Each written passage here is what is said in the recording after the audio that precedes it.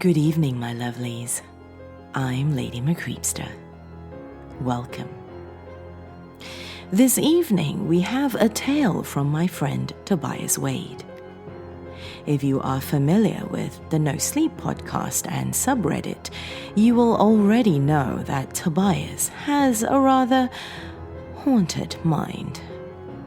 But those are the best kinds of minds, don't you think? Tobias has a collection of horror-themed books available for purchase on his website, tobiaswade.com. His latest novel is called Demon Seeds, so be sure to head on over there and pick up a copy and show your support. For now though, my dears, come, lean in closer, and we'll begin.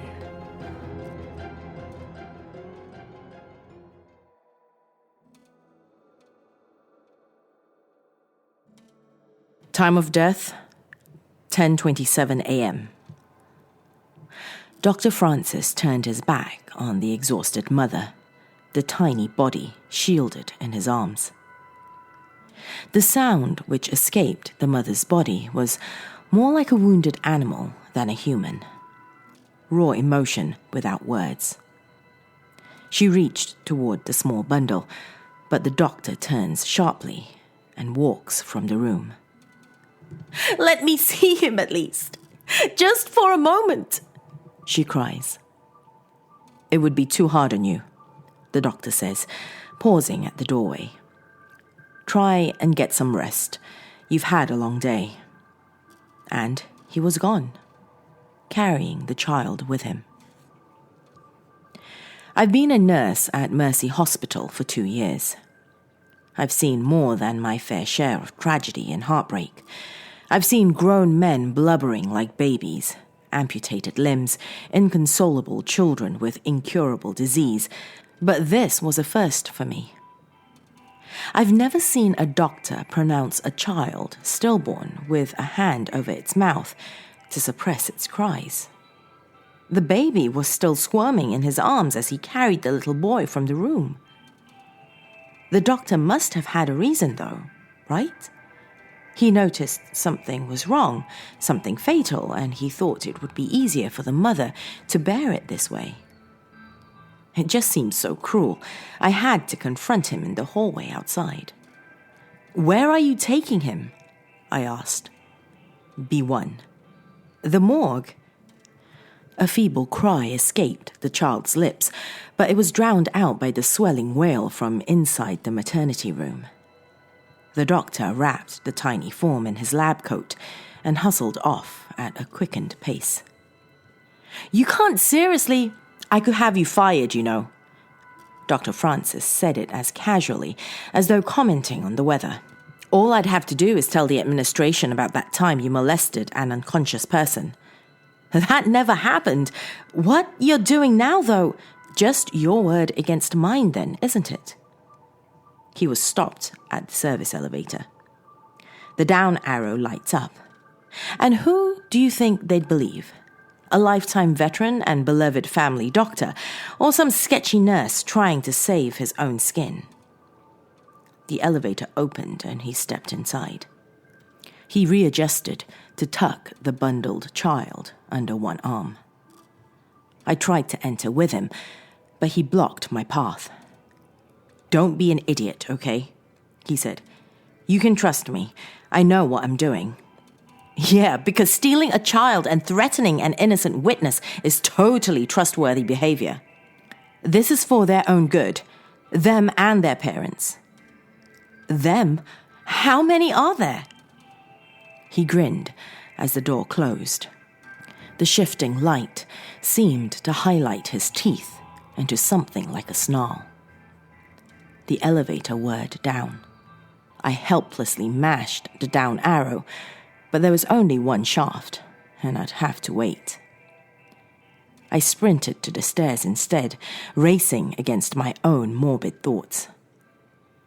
The door exiting the stairwell to the basement was locked. I fumbled through my keys. I'd never needed to go down here before, and I couldn't remember which one opened the morgue. I heard a child cry on the other side. Was I too late? Was he already killing it? My fingers were shaking enough that even the right key wouldn't fit. Deep breath, deep breath. Concentrate. Another cry, muffled and distant this time. Then the key slid in and I flung open the door. The morgue was still and quiet. There was no sign of the doctor. I searched the room for several minutes, but the cold, dead air seemed to mock the very possibility of what I'd seen. I probably would have given up and left soon, but a rattling sound froze me in place. It was coming from inside one of the body drawers. It was beginning to open from the inside. I leapt across the room to hide behind an upright supply cabinet just in time before the drawer opened. Dr. Francis crawled out and closed the drawer behind him. He straightened his lab coat, looked from side to side, and then proceeded to the elevator. The child was gone. I waited until the elevator door closed behind him before rushing to the wall of drawers. Opening the one he'd crawled from, I immediately realized that it wasn't a drawer at all. It was a passageway. Fresh wails from the other side prompted me to lie flat on my stomach and crawl through the tight metal space. The crying got louder as I went, until after about 10 feet, I emerged into a room I'd never seen before. Candles lined the walls with long lines of melted wax to mark their enduring vigil. Occult symbols were splashed on the floor in a dark liquid I preferred not to speculate about. And the cribs, a dozen of them arranged in a circle, each containing a frightened infant. Thank God the cribs were still labeled with their medical charts. These children were all dead, if you believed the official statements anyway. Their parents were all told that they were stillbirths. How many heartbreaks and broken lives were there because of this profane room? It was enough to make me sick. I spent the rest of the day removing the children one by one, belly crawling through the tight passage to bring them back up to the hospital and to the world of the living. The phone calls to the parents were bittersweet. I couldn't even begin to explain what happened. Some of the children had been down there for as long as a month, and the parents' shock at hearing they were still alive was absolute. One tearful reunion after another depleted me to my very core. After the initial relief, the parents would start to ask questions that I couldn't possibly answer. In the first meeting, I tried to spin a complicated story about mixed medical records, but it sounded impossible even as I said it. After that, I simply told them it was a miracle, and honestly, that's what it felt like. By the time all but one child was sent home, I felt like an angel bringing the children back from the dead. The parents of the last child were out of town, so I'd have to wait until they could get back. It was a little girl named Emma, with a single, soft, blonde curl. She'd have to stay in the hospital one more night, and I volunteered to stay with her to make sure I was there when the parents arrived. I had alerted the security about Dr. Francis, but all the commotion of the reunions afterward had driven him from my mind until that evening. I'd spun so many false tales to explain what had happened to the children that I hadn't even considered what the actual justification was. I sat with Emma in the extra patient room where I'd be spending the night. She slept peacefully, soft little hands cold and still. Even if Dr. Francis was insane, he must have chosen these children for a reason. He'd delivered hundreds of children over the last month, but he'd only hidden a few of them. The hospital was growing quiet around us. The day staff was going home and the lights in the hallway were dimmed. The peace was disturbed by a sound outside my room.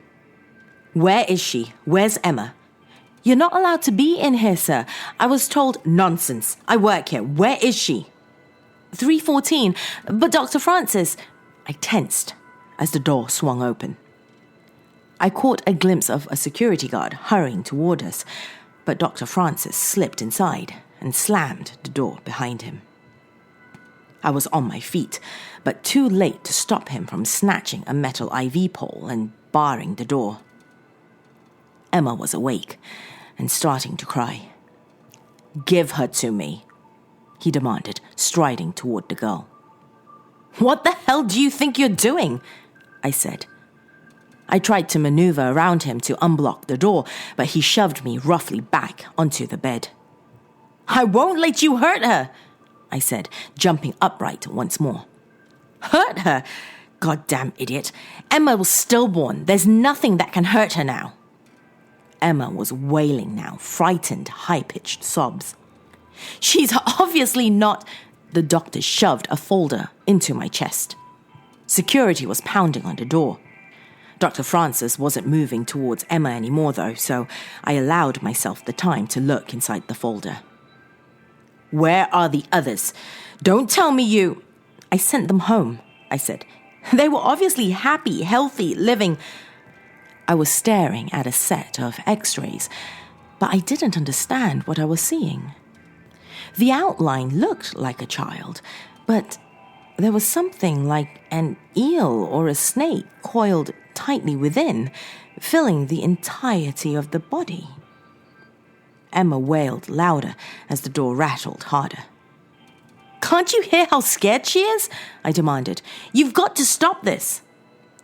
"Her mouth is closed," the doctor replied. "What?" The wail intensified to a shrill shriek, although it still sounded muffled. But he was right. Emma's mouth was still closed. "She isn't crying," he said, his voice softer now, but still audible because of the terrifying intensity. "Dead children can't cry, but the thing inside them can." Emma was starting to squirm. Not just her arms and legs either. It was more like the skin was being pushed from something within. "Do you want to call the parents? Or should I?" he asked.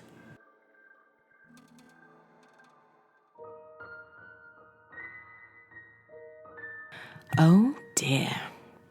Looks like the nurse has even more explaining to do to the parents. My lovelies, thank you for joining me here this evening. This channel exists because of you. If you would like to become a member of my dark family on Patreon, or if you'd like to pick up a Dungeon Essential to show off your support, head on over to ladymccreepster.com for more information. That's it for this evening, my dears. But remember, do come back and visit me soon.